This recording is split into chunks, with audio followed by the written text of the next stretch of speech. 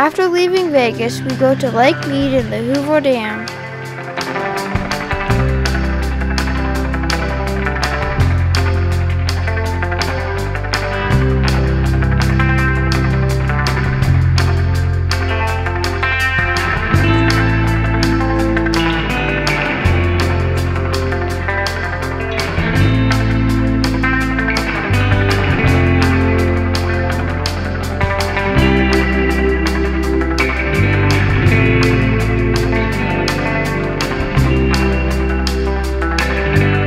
Once we left the Hoover Dam, we traveled to Grand Canyon West to go to the Skywalk.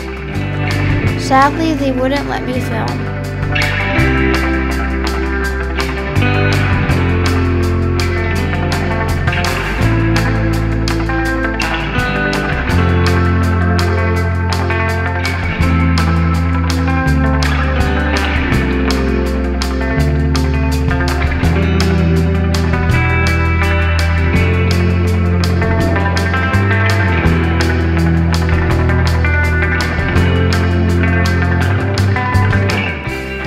The next day, before returning to the Grand Canyon, we went to the Route 66 Museum.